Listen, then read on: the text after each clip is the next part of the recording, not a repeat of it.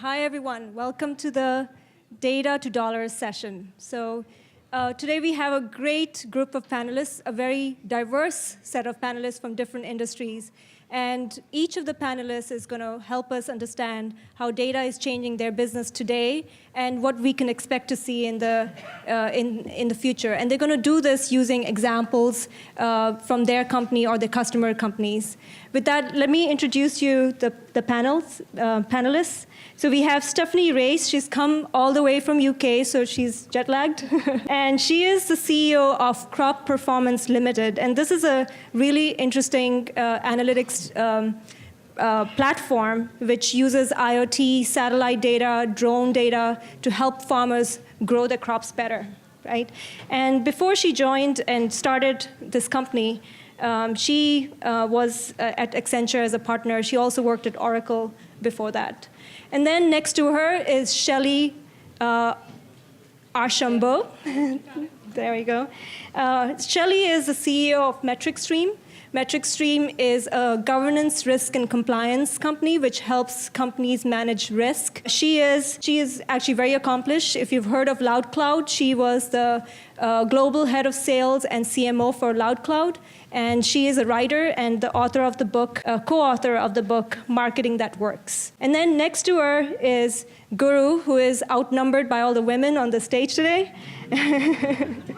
And Guru is the CEO of Boomerang Commerce.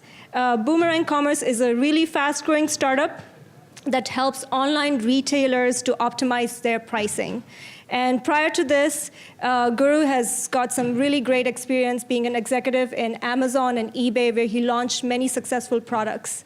So with that, let's start with our first question. So we'll keep it short. It's half an hour. So the first question we wanted to just ask each of the panelists was, how is your company or your customers using data today in business? So anybody wants to start, or Stephanie? I'm the founder and CEO of an agri-tech informatics company. So inherently, data is what we do to inform smarter ways of growing food. I think the transformation in information technology in agriculture is really fascinating to watch. I think some of the challenges that we're undergoing now, we're provisioning data to forecast yields in advance of harvest, and we provide that data to both growers as well as food processors in the supply chain. So we've built a B2B analytics solution for essentially supply planning for crop procurement. And what we see are the evolution of farmers getting a handle on their data and all the issues around privacy, and really a lot of concern about disclosure of their cost of production to their customers. So as we see, I think the last to market in ICT being agriculture, they're encountering some of the privacy issues at the very onset of their evolution to leveraging technology. So I'm really excited to be here today, and it's great to be back in the Valley. I spent 25 years of my career here. I know Nimish quite well from Oracle, and this is my 4th startup. So again, I'm delighted to be here, so thank you. Thank you, Stephanie. Thank you, Stephanie. Sure, we'll just go down the line. So I'm the CEO of MetricStream. MetricStream is a governance, risk, and compliance software company. What that means, basically, is we help companies manage risks across the enterprise.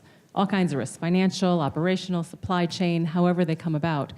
And we focus on big data because, basically, GRC is a big data issue.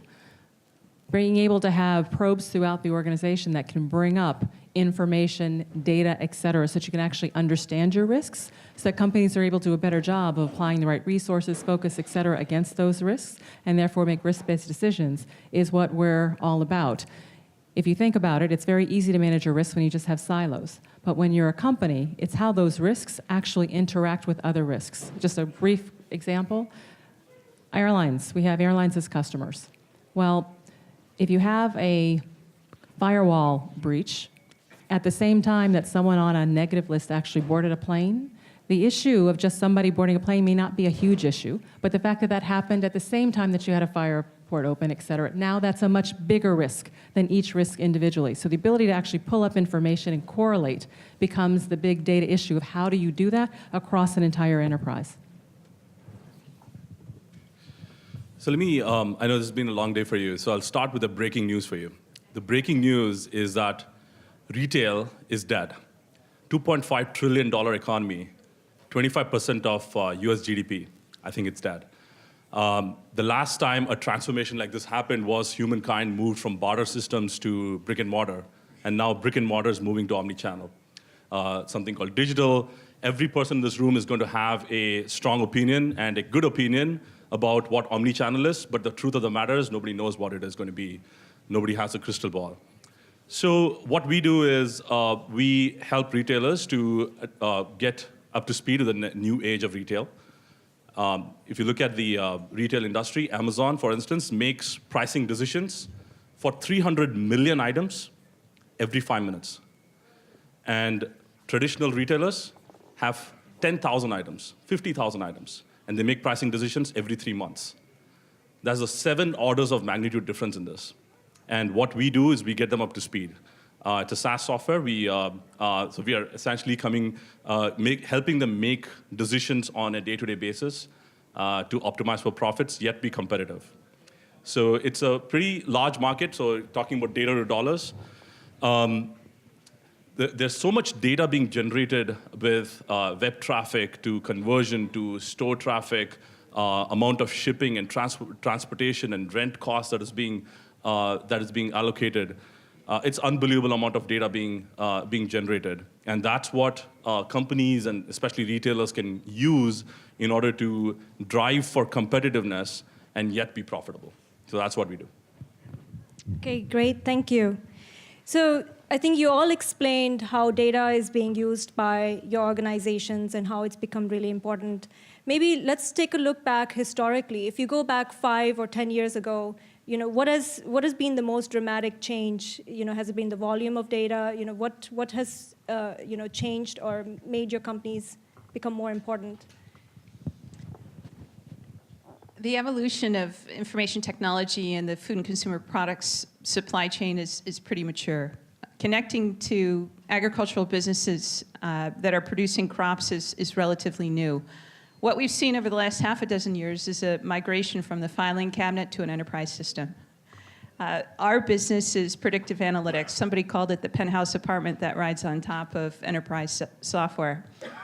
Given that enterprise software is relatively immature in the industry that we're working in, we've had to get very creative in terms of automating manual records and bringing new information and new data sets into the enterprise, which is then shaping the evolution of how those enterprise systems are actually being developed. I think for the North American market that we service, we have fairly sophisticated customers in the context of data as it relates to machine and equipment, as well as sensors in the field and enterprise systems. In emerging markets, we have many more opportunities to leverage remote data monitoring in environments where there's no infrastructure on the ground. So I think I probably have, of the group, the panel here at the front, probably the most unique thing to say about the evolution of data and farming. But what I will say is that it's just the beginning in terms of getting better information, not just on food and farming, but on land use and environmental services.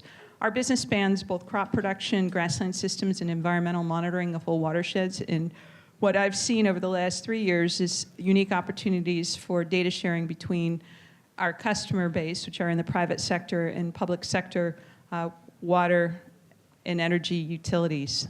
So I want to say data is reshaping our industry. It's certainly reshaping our business opportunity. It's interesting, when you think about the governance, risk, and compliance space, companies have been complying with risks and regulation, managing risks, complying with regulations, all those things forever. This is not something new. What's changed is, number one, just the speed of business, the interaction on a global basis between companies and supply chains, and the ever-increasing regulations that companies are having to deal with makes it very hard to do things in a manual. And when I say manual, I can still be spreadsheet, email, et cetera, but on a manual basis. You have to be able to take and gather information and make decisions fairly quickly. We're moving from a world where everybody cared about having a system of record, right? Your system of record, those are the facts. You have the facts. System of records are fine, But what you really need these days is a system of intelligence. You need to understand what's the implication of those facts and that information and how you tie things together across the overall enterprise. I like to describe it as we're trying to take big data and turn it into small data. Because the issue with big data is it's not so much that it's big, it's trying to find the pieces that you need when you need them and then correlate them, right, with other pieces at that time. So when you think about what's changed before versus now, it's just that we are moving so fast, and the consequences of poor business decisions as it relates to managing your risks actually have huge implications into your market capitalization, into your brand. Having a fire in a warehouse for one of your suppliers, especially when they find out that there were poor safety precautions put in place, et cetera, totally reflects on a company's brand. A cybersecurity breach, huge implications on a brand, on jobs. CEOs are getting fired for things that are happening. You've got to be able to put in place the proper actions based upon the intelligence that you have, not just in your own enterprise, but frankly in that extended enterprise. And that is much harder today than it's ever been because of the overall complexity of business. I agree with you, Shellye. I think, if I may sort of generalize that, I think one of the things that we're also seeing overall, and we're a venture-backed company out in the Silicon Valley here, and as we see the trends in the big data industry, one of the things, as you pointed out, what we're seeing is you're sort of moving away from this big data paradigm of analyze to optimize. Earlier, back in the day in 2012, it used to be all about how can I throw that world's best charts on this, and this is the age of Tableau and ClickView, and all the IPOs happened. Fantastic tools for analyzing data. It puts out pretty charts in front of you, sends it to your mobile alert, and things like that. But now it's all about taking that data and optimizing it automatically and controlling it and fine-tuning it on your behalf within guardrails. So it's interesting how across the board, and same is the case with retail, where it's not just about seeing how many orders you got or seeing what is your conversion or what is your traffic and things like. What are you doing with it? And are you acting on it quickly? If in the morning, Amazon has a price for a widget at $105, and you have it on the shelf or on your website at $100, and you're forecasting based on past year's data, saying that here's what I'm going to sell. Guess what? Amazon dropped the price to $95 at 3 p.m. Can you still say you're going to sell the same amount? Absolutely not. So it's really taking the analysis and really taking into action and putting that into action through auto optimization. There was this interesting startup that was funded by that came up on Y Combinator. There was a lot of talk about DNA structures, which was how can we sort of crack the code on DNA. And there were really cool tools available for doctors on how to visualize the DNA structure. This startup comes up, and they are essentially making a pill which is exactly fit for your DNA structure. Why should you go and buy a Tylenol over the counter when I can actually give you an exact pill that fits to your DNA structure? That's analyze versus optimize, and that's the industry trend that we're seeing in retail as well. Yeah, if I can just add one example in terms of talking about that kind of thing, it's how businesses have to move faster than they ever had to move, and when time and resources are spent doing things that frankly aren't adding a whole lot of value towards going to market, selling, et cetera, right? That's a problem. So for instance, when Heartbleed, you guys remember when Heartbleed came out and started affecting the IT systems, et cetera? Well, for one of our customers, a bank, because they had our system and they actually had their fingertips on the ability to do the quick queries to search to find out, okay, what systems actually got impacted, et cetera, managing that whole process, contacting the vendors that might actually be a problem in terms of who's connected to their systems, et cetera, it took them 3 hours. From start to finish, 3 hours. They had identified it, contained it, and they had managed in terms of all the external links. Because they had access to systems in terms of how we pulled together all that data and could quickly find that out. Other banks that aren't our customers, that aren't using our software in that way, it was taking companies days and weeks to kind of get through the overall implications of what was happening there. That's time that could have been spent proactively building, driving, growing their business. So when you think about big data, it actually applies to a whole variety of how you run business. I'm just going to add one quick thing. We're talking a lot about risk management and optimization. Very quickly, after we implemented the first version of our platform that was focused on crop productivity, water and nutrient use efficiency to optimize yield, it became very clear to us that we had an opportunity to combine that with sustainability analytics, which presented a set of trade-offs for our end users. And then the third component of what we've developed is risk management. So there's really 3 different types of decisions that either people that are producing food on the ground, farmers or the food processors and supermarkets that buy these products are faced with. One is how to optimize the economics in terms of cost of production and profit per acre. From a sustainability point of view, everyone's concerned about environmental outcomes and how it relates to a legislative framework. So one of the growers told me, he said, Stephanie, whatever you do, help me make money and keep me out of jail. So at the end of the day, you know, the motivation for at least the industry that I'm working in now is definitely around risk management, and it's about the unforeseen costs associated with things that have been overlooked in the past. And they're competing on that basis. Large farm management organizations are competing with one another based upon their ability to service not just customer orders, but do it consistently at a low risk to the supply chain. So we see this theme time and time again. There's only so much you can squeeze out of the efficiency of a food production supply chain, and it's much more about reliability and risk management than ever before. Great, thank you so much. So I think I heard some things. Stephanie said it's just the beginning, and she gave an example of how new things can be done around risk management, which weren't possible before. And then Shellye talked about how data can help bring speed, and Guru gave this cool example about the DNA-specific pill, right? So these are all examples of things which were not possible before. And I think the last question, which would be great for everybody to walk away with, is kind of a future-looking question of what are some examples of things besides this that you think we'll see in your industries with your customers, because that's basically where we're going to go.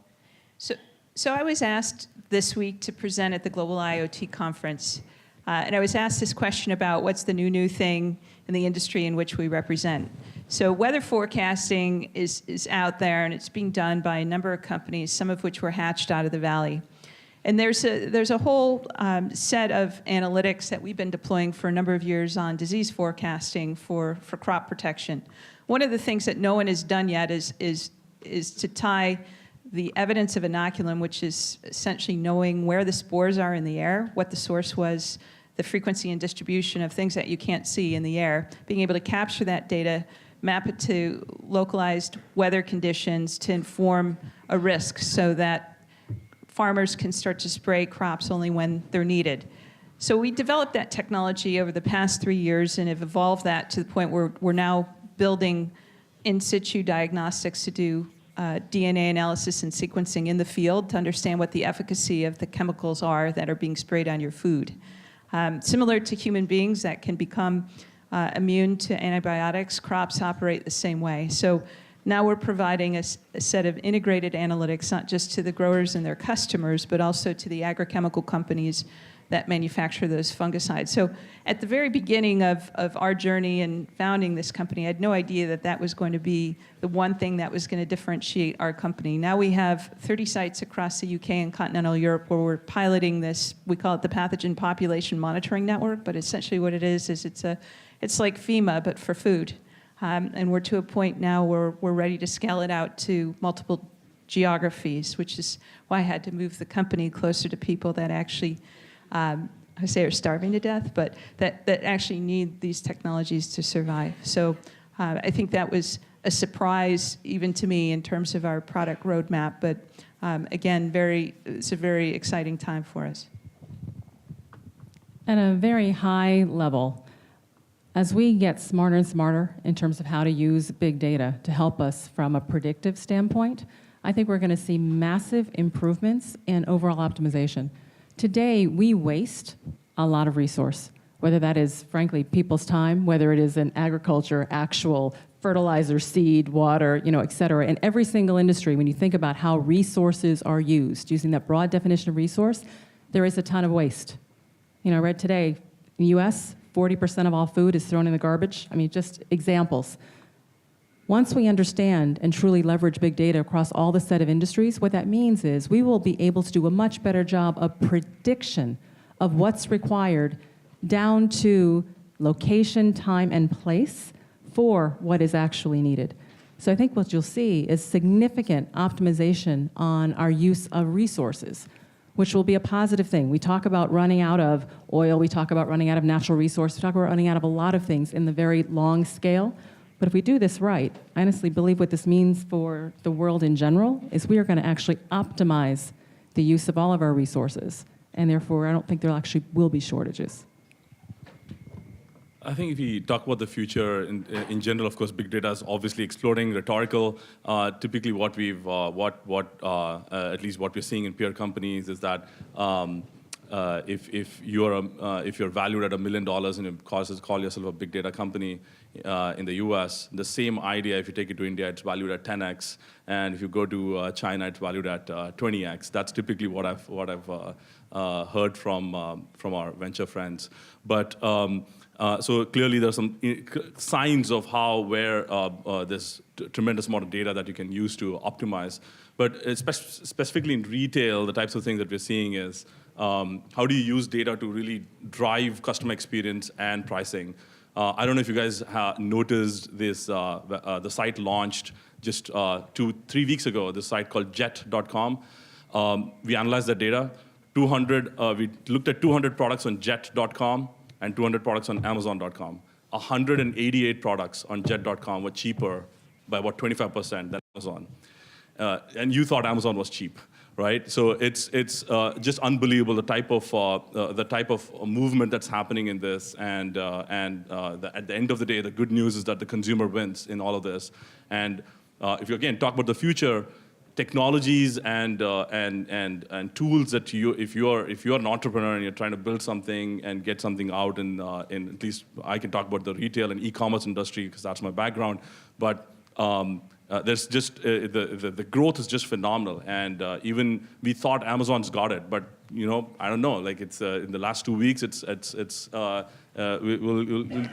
causing some doubts here now. So there's some interesting trends coming up, and clearly the one that is able to use big data to optimize and auto-optimize and provide the right customer experience is going to win, and I guess that's the future. Great, thank you so much. I think some of the things to summarize kind of what I heard about where it's going to go in the future, I think for Stephanie, it's new things such as weather forecasting, which weren't possible before. And Shellye kind of talked a lot about the waste of resources, how there are going to be massive improvements where we get rid of these waste of resources.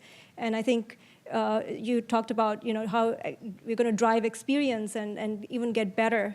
And I think there's a real positive optimism across each one of the panels, which is really actually great for all of us. And I think we have about 2.5 minutes. And to end with, I think what would be great is if we can ask each of the panelists to quickly maybe give one takeaway they would want the audience to walk away with, and like 30 seconds or something like that, 1 minute. I'll start. Yeah. Sure. So the one takeaway, if you think about big data, we spend a lot of time on risk, talking about the risks that come and how do you focus. But risk and opportunity are just two sides of the exact same coin. And what big data does is it allows us to reduce our risk in our overall business, but then focus on how we turn it into opportunity. Because if we can react faster, if we can mitigate sooner than competitors, it all turns into opportunity for us. So risk and opportunity, two sides of the same coin. I'd say from an opportunity standpoint, the big thing that I would bring up is SaaS and big data, which is you've got age-old enterprises who used to rely so much on on-prem software and being able to deploy big data or whatever solution inside, and it'll take 6 to 12 months.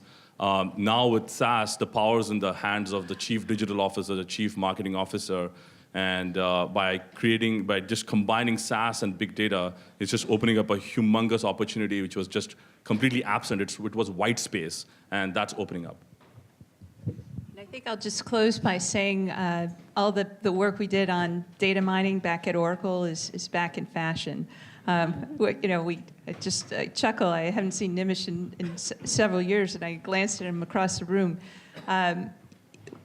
This notion of thinking you know what your product roadmap is at the beginning of a startup, and you spend 4 years building a solution that drives value, and you build a profitable company, and then you have a couple of your biggest customers come back to you and say, yeah, but you've only solved 15% of the problem. Okay, so what's the other 85%? What do we have to do to go define those requirements? Well, it wasn't until we actually had a large enough data set on something we call the difference between planned and actual production, and did an analysis of variance of growing vegetable crops in both the US and continental Europe. And we did essentially a giant data mining exercise to figure out exactly what was causing the variance in production outcomes across different geographies for different crops. And lo and behold, all the analytics that we were providing to these customers were only the tip of the iceberg. So I think using big data as a way to drive requirements in an analytics roadmap. We've done this before in other industries, but I've never seen anything quite like this before. Sitting down with a guy in a shed that's been farming for 45 years in the back 40 in North Dakota and asking him what's really driving whether you make or miss your numbers on a year-on-year basis. It's things like not just weather forecasting, but knowing the relationship between pest pathogens, diseases, and meteorology, understanding which varieties to plant on which fields, understanding what the soil fertility is at a given point in time on a given piece of land, and being able to plan the rotation across the entire multiple seasons, and having long-term planning tools. So we came back with a whole new perspective on the context of the problem because we had access to a larger data set. So I think from a product development point of view, big data can make small data smarter. Great. No, thank you so much for taking the time out and sharing your insights and knowledge. And thank you for everybody for being a great audience.